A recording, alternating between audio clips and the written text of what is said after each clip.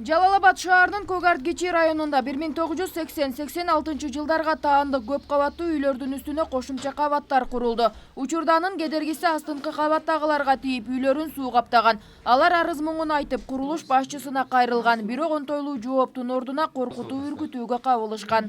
Баты аканы чакырдык, көрсөттүк. Анан бул менден эмес, Кудайдан да деп ошентип отказ кылып койду. Өзү башында договор кылган экен. Мен айылда болчумун. Наркы кошунам телевиденияга сүйлөп берген эле. Анан ала келип айтыптыр, мен сага көрсөтөмүн. Тез үйдү бошотуп кой, ремонт кылып берем, анан бирок мен сага көрсөтөмүн деп ошентип коркутуп атат. Бат эле ушунчасы толуп калган.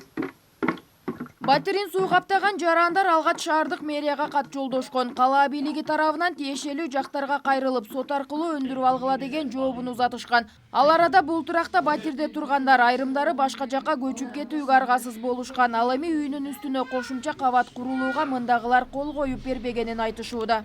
Ремонт кылып, анан жашап башташканда ошо үстүндө сууну ачып коюп кетишкен экен. Үстүн полный суу каптап кеткен бул комнатанычы.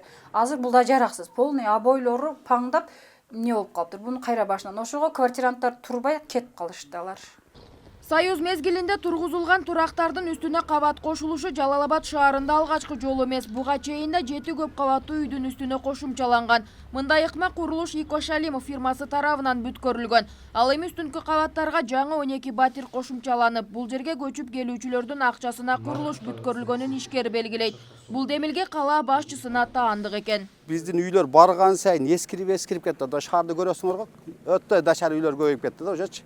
Аны ушуну мэрдин эмеси менен, инициативасы менен ушундай эме кылганда мамлекеттен да акча кетпесин, элден да акча кетпесин. Ошол үйдүн үстүнө бир кабат куруп туруп, ошонун акчасына толук бүтүрөбүз депчи.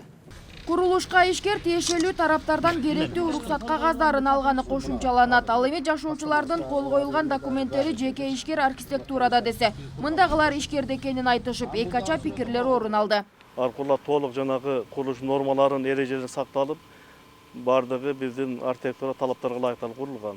Ал эми кийинки үстүнө этаж кошуу боюнча талаптар ал мезгилдин талабы катары чыкты. Себеби ошол жердеги бардык жашоочулардын уруксаты менен ошол үйдүн үстүн эч ким карабастан, ал сызып өтүп, үйдүн конструкциялары бузулуп бараткандыгына байланыштуу эл өзү ошондой чечимге келип, ошол жеке фирма аркылуу келишим түзүшүп, ошол негизинде азыр курулуш иштери жүрүп атат. Бир кездеги жатакана учурда тургундарга менчиктештирилип кеткен. Мында 34 батир бар. Алардын ар бири үстүнкү кабаттын курулушуна макулдугун беришкен эмес. Көпчүлүктүн добушу менен курулуш иштери аяктаганын кондоминиум башчысы билдирет. Азчылыктын ал жерде андай маселе болгон эмес, курбасын деген маселе болгон эмес. Курсун, пожалуйста деген. Бар жогу биздин маселебизди чечип берсин деген. Подвалында суусун алмаштырып берди, турбаларын, үйдүн сыртын актап берди, подъездерин ремонт кылып берди, крышаны жаап берди. Андан башка көпчүлүккө андан артык кызмат көрсөтө албайт ал киши. Демилге башчысы катары аталган Жалал-Абад шаарынын мэри бул маалыматты төгүндөйт. Ага ишкер өзү сунуштаганын жана бардык талаптарга төпкелерин уккандан соң макулдугун берген. Бул курулушту ишке ашырган ишкер турактар эч ак сатылып бүткөнүн айтса, шаар мэри текшерип кабыл алуу иштери аткарылбаганын билдирүүдө. Анткени менен ачылуу тасмасын өзү барып кескен. Эскини жамагычаң эсин кетет деген бар го. Өзүгө нөлдөн баштаган жакшы курулуш компанияларга деле.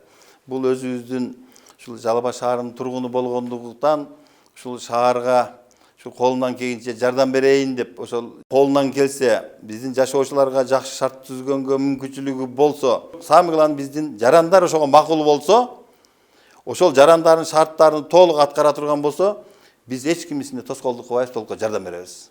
Эми Жалал-Абад шаарында жаңы турактардын курулушунан да эски үйлөрдүн үстү жаңылануусу мүмкүн. Эскерте кетсек, бир кылымдан ашуун тарыхы бар Жалал-Абад шаары 1887 жылдан тарта калаа катары түптөлгөн.